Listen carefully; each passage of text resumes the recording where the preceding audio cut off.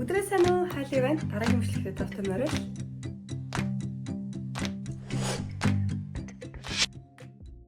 Өдрөө сайн уу? Хайлт байна.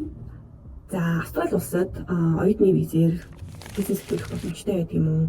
Бизнес эхлүүлэхэд яг юу анхаардаг юм бэ? За, бизнес эхлүүлэхээс гадна за эсвэл хүмүүс зүгээр ингээд одоо өөр компани юм уу газар ажиллаж явах боломжтой байдаг юм уу гэдэг дээр өөрийнхөө туршлагаас бас жоохон ярих гэж бодлоо. За, миний хувьд бол анх яг 16 онд ирэхдээ Airbnb клинер буюу одоо нөгөө богино хугацааны байрнуудад төрөлсөлдөг байранд одоо зөвлөгөөний компани зөвлөгчээр ажиллаж байсан. Ажилд орно гэж яг тэр үед бол яг өөрийгөө би ажилд орж ийн гэж ойлгож байсан байхгүй юу. Тэгээд надаас ABN гэдэг юм нэгжсэн тэр үед бол сайн мэдээчгүй яг ABN гэдэг юм аваад яг яаж авсан бас сайн санахгүй. ABN аваад өгчээсэн. Тэгээд тэр нь бол одоо ингээд бодоод авах юм бол TFN буюу tax file number яг гэвэл бид нэр оюутнууд нь ажиллах хэрэгтэй байдаг. Цаад ажиллаж байгаа учраас такс суулгах шаардлагатай. TFN number авдаг, tax file number. Одоо тэрний татварын буцаа олголт одоо татварын number гэсэн үг байхгүй. Тэр number-тайгаар одоо энд ажиллах хэрэгтэй. За тэгээд тэрний дараагаас нь ABN гэдэг нь юу гэсэн юм бэ? Австралийн бизнес number. Ерөнхийдөө бол 16 онд анх тэр компани ABN гэдэг нь ерөнхийдөө бол би жижигхэн бизнестэй. За тэр компани манай бизнесийг ингээд одоо нэг ажил өгч ажиллаж байна л гэсэн тийм санаа байсан юм билээ. Тэгэхээр аюу олон хүмүүс бас энэ дээр алддаг юм билээ шүү. Би бас өөрийгөө яг тэр компанид ажилд орчлоо гэж бодоод байсан. Ерөнхийдөө бол яг тийм зарчим бол биш юм билээ. ABN буюу ямар нэгэн одоо би өөрөө таксаа мэдүүлэх ч гэдэг юм уу те. Ямар нэгэн одоо би өвдлөө гэж бодоход ямар нэгэн одоо тэр компаниас хариуцлага хүлээхгүй ч гэдэг юм уу. Тусдаа компани шүү. Тэгэхээр дөнгөж энд ирээд хин нэгэн хүн ABN-ээр ажилладаг гэдэг юм бол тэр компани зүгээр л танай жижиг одоо танай бизнестэй тэр бизнес ингээд одоо контрактор ч юм уу те. Гэрээгээр хамтарч ажиллаж байна. Гэрээгээр ингээд ажиллаж байна гэсэн үг шүү. За тэгэхээр энд ирээд хүн болгон одоо хүмүүс ABN-ээр ажиллаж байгаа юм бол таач гэсэн бизнес эхлүүлээд явж байна гэсэн. За тэгээд айгүй олон одоо Монгол компаниуд яадаг вэ гэхээр ABN-ээр ажиллагаа. За тэгээд тэр нь бол одоо хүмүүс айгүй буруу ойлгоод байдаг юм одоо миний татварыг төлж байгаа ч гэдэг юм уу те. Эсвэл ямар нэгэн өвцөн тохиолдол ч гэдэг юм уу тиймэрхүү тохиолдолд яг ажил авч ажиллаж байгаа газарт ямар нэг юм бол хамаахгүй. Тэгэхээр та яг өөрийнхөө хувийн бизнес эхлүүлээ явж гин гэсэн үг байдаг шүү. Тэгэхээр за би бас яг ABN-ээр эхэлж исэн. Тэгээд тэгснийхаа дараа бол яг тэр компанид супервайзераар ажиллаад яг тэр үед болохоор яг TFN гэдэг юмар ажиллаж үзсэн. За тэгэхэд бол яг тэр хоёрын ялгааг ойлгож ирсэн байхгүй юу? За TFN гэдэг чинь энэ компани ингээд employee буюу те яг ажиллаж юм байна. Би одоо ингээд жилийн эцсийн одоо annual leave гэдэг чтэй тий одоо нэг амралт авдаг юм байна. Paid leave авдаг юм байна тий. За тэгээ sick leave буюу өвдгөд бас ингээд мөнгө төлөгдөж идэв юм байна. За тэгээ superannuation буюу монголоор нийгмийн даатгалын төлдөг юм байна. За ажил дээр ямар нэгэн одоо гэмтсэн одоо нөгөө гэмтсэн тохиолдолд одоо тэгээ workers compensation гэдэг тэр бас ажлаас нэг мөнгө олгох юм байна гэсэн тэр ялгаануудыг мэдэж авсан. Та тэгэхээр хамгийн анх яриад бас TFN-ээр ажиллах юм уу, ABN-ээр ажиллах юм уу гэдээ бас тэр компани асууж байгаа юм. Тийм хоёр ялгаатай байдаг байна.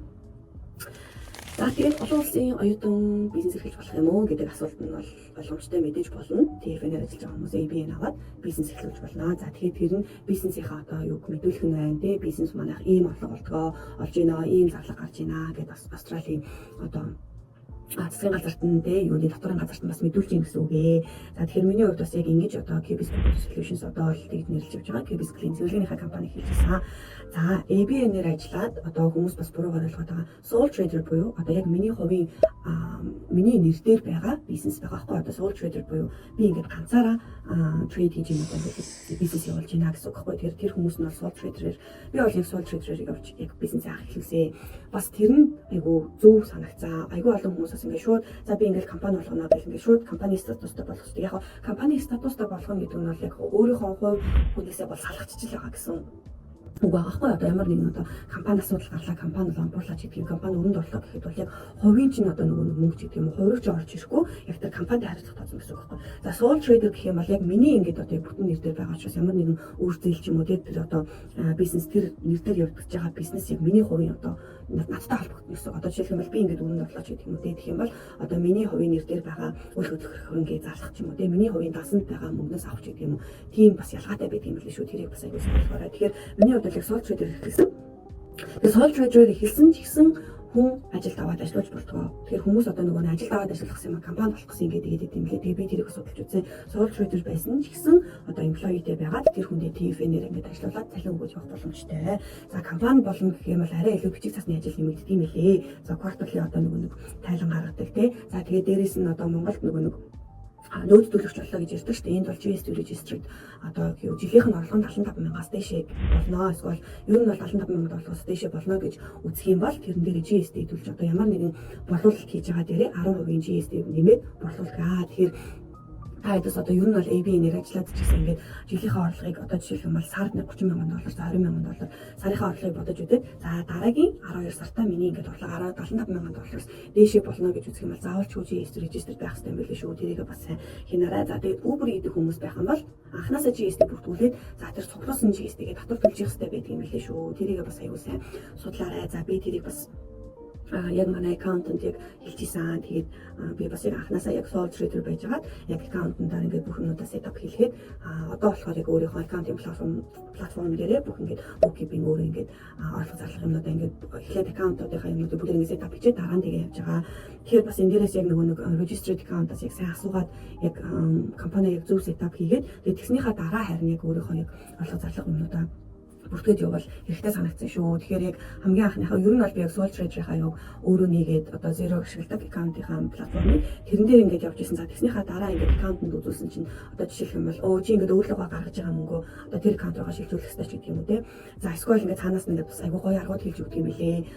За өөрлөгөө $1 гаргаад тэрийг одоо яг цалин гэж гаргах хэрэгтэй ч гэдэг юм уу. Эсвэл одоо жилийн эцэст дивиденд гэж гаргах хэрэгтэй ч гэдэг юм уу те.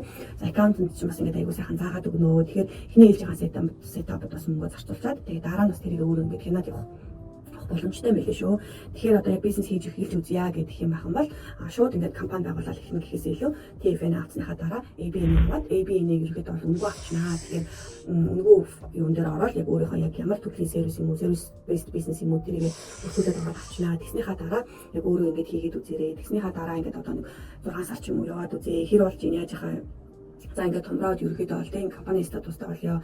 Цаашдаа бас одоо энэ компанийхаа нэр дээр одоо зээл авъяач гэдэг юм уу. Зөндөө олон бас боломжуудтай яг өөрийнхөө хувь одоо нэг капиталаа хадгалъяач гэдэг тиймэрхүү нөхцөлөд бол бас ингээд компани болох ч бас болох юм билээ. За миний хувьд бол бас яг хамтдаа ажиллаж байгаа компаниуд маань одоо бас компани статустай байхыг ингээд бас ингээд асуусан. Компани статус байгаа юу? Одоо тийм байгаа юу гэдээ одоо арай том хэмжээний одоо хамтарч ажиллаж байгаа одоо компаниуд маань асуусан. За тэгээд ерөөдөө бас бизнес маань арай гайгүй томроод одоо ингээд ийм өөр олон клиентуудтай аваад тэгээд ерөөдөө бол ингээд компани статустай шилжийа гэд ингэж хэлсэн байгаа. Тэгэхээр яг дөнгөж эхэлж байгаа хүмүүс бас sole trader эхлээд үзээрэй бас зөвлөмөр байна. За тэгэхээр энэ дэвшнийхаа дараа яг ямар бизнес эхлүүлэх вэ гэд хүмүүс бас асууж ирсэн. Тэгэхээр миний хувьд бол яг нэг цэвэрлэгээний тал дээрээ юутай байсан, туршлагатай байсан. Цэвэрлэгээний талаас ерөөдөө цэвэрлэгч хийж эхлээд цэвэрлэгээний дараагаас supervisor буюу одоо нэг чанар шалгадаг хүн болж эхлээд дараа нь operations supervisor гэдэг одоо яг нэг хүмүүс ажилд аваад тэгээд тренинг хийгээд за тэгээд ингээд системд хүмүүсээ оруулаад тэр төвшөнд яваад дараа нь өөр компани ерөөдөө business development manager-ээр богино хугацаанд ажиллаад за тэгээд operations manager болоод тэгээд ерөөдөө ингээд ийм туршлагатай байсан. За тэгээд ерөөхдөө за ер нь бол ингээд энэ өөрийнхөө бизнес эхлүүлээд үзье гэд ингэж эхэлсэн. Гэхдээ бизнес эхлүүлнэ гэдэг чинь зөвхөн би одоо ингээд энэ back end-д нь ажиллаад байсан гэсэн үг байхгүй юу? Би одоо ингээд хүн ажиллуулаад ингээд гэхдээ front end нь буюу клиентуудтай уулзаад тэг юу ярьж байгаа, маркетинг яаж хийж байгаа те одоо үнэ яаж тодорхойлж байгаа, яаж байгаа тэр тал дээр огтхон за яг баг зэрэг гэх юм мэдээлэлтэй байж байгаа бизнес эхлүүлсэн чинь бизнес гэдэг чинь зөвхөн нэг ажиллах хүн ингээд бэлэн байж байгаа л те маргааш ажиллах хүн бэлэн маш сайхан ингээд зөвлөгөө өгөх хүмүүстэй ингээд олон хүмүүстэй байгаа гэж явчихдаг юм билээ. Ер нь бол ямар ч бизнес тэгдэг юм шиг байна лээ л те. Тэгээ одоо миний хамгийн түрүүнд болж авсан юм бол яг яаж клиент олох вэ гэдэг дээр сайн мэдээлэлтэй байх хэрэгтэй юм билээ. За тэгээ яаж сервисээ зарах юм бэ? Сервис чинь одоо бусад одоо түн юмн тэг зөвлөгөөний одоо компаниудаас юугаараа өөр байх юм бэ? Одоо яаж хүмүүсээ ингээд удирдах одоо хүмүүсээр ингээд ажил хийх юм бэ те? Одоо жишээлх юм бол ингээд ямар проблемыг илүү шийдэх юм бэ гэдэг түн юм асуудал байдаг юм лээ шүү. Тэгээд тэрийг бас маш сайн тооцоолж яваад эхлээрээ. Тэгэхээр миний хувьд бол амар сайн плангүй эхэлчихсэн. Гэхдээ яг эхэлж явсныхаа дараа айгуу гоё коучинг одоо нэг сарын membershipтэй програмд сууж үзсэн чинь айгуу гоёсэн. Тэрнээр яг start my cleaning biz гэдэг тийм ерөөдөө цэвэрлэгээний бизнесүүдэд коучинг үйлчлэгээ үзүүлдэг Fiona гэдэг юм коучтэйг уулзаад одоо нөгөө багштайгаа очирсан гэж ярьдаг шиг. Fiona-гийн тийм юунд хөтөлбөрт яваад тэр бас айгуу гоё мэдээлэл өгсөн. Яаж код буюу pricing proposal өгөх үү? Код гэж нэрлэх юм уу? Pricing proposal гэж нэрлэх юм уу? Анх удаа байран дээр очиж үзээд одоо хүмүүс асуух юм бол юу гэж хариулдаг юм бэ? Одоо хаана дээр тайс хийх юм бэ? Яг ямар төрлийн зөвлөгөө хийх гэдэг юм бэ? Анхнаасаа эхлээл ингээд бүгдээр ингээд хийх юм уу? Бүгдээр ингээд хийж чадах юм уу? Одоо ямар төрлийн одоо жишээлх юм бол chemical буюу тэ бодисууд ашиглаж зөвлөх юм бэ? Хурдан хугацаанд зөвлөж чадах юм уу? За бүр ингээд аюул олон юм байт юм лээ. Тэр болгоныг маш сайн плантай эхлүүлээрэ гэж бас зөвлөмөр байна. Хэрвээ энэ дээрээ бас бизнес эхлэх гэж байгаа бол за тэгээд аюул олон YouTube бичлэгүүд бас үзээрэй. Бас бүх юмнуудаа аюул сайхан ингээд тайлбарлаад бичээд системчлээд ингээд ийм хүмүүс өндөө байдаг юм билээ шүү. Таадаг бас энэ дээрээ тэ Австрали бизнес эхлүүлэе гэж бодож байгаа бол би Монголд бол ямар нэгэн бизнес эхлүүлэе гэж бодож байгаачгүй бас энд ингэж байгаа юм чи Монголын нөхцөл байдал ч гэдэг юм уу илүү хэцүү байх гэж бодож байгаа. Тэгэхээр бас Монголд ингээд амжилттай бизнес эхлүүлээд ингээд аюул олон хүмүүс ингээд ажиллаулаад ингээд ажилтай орлоготой ингээд ийм гоё байгаа хүмүүсийг бол үнэхээр бас бахархаж байна.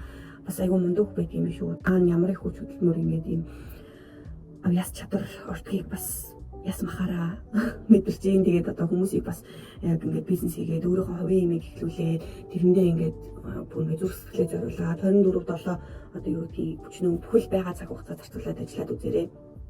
За бизнес хийж чаддгүй маа гэхэд хувь хүнийхээ талд бас аюу гоё хөгжих, боловсрох, юм мэдэж авах тийм гоё тийм зам байдаг юм шүү. Тэгээд аюу ер нь бол ингээд хөгжиж гин, сурж гин, ухаарж гин. Тэгээд бас яг энэ талаараа бичлэг хийгээд одоо бас яг энэ бизнес хийх сонирхолтой. Эсвэл ер нь бас бизнес хийж ирээдүйд үзэндэй гэж бодож байгаа хүмүүс байх юм бол дараа дараагийн бичлэгээр уулзъя. Баяр таа.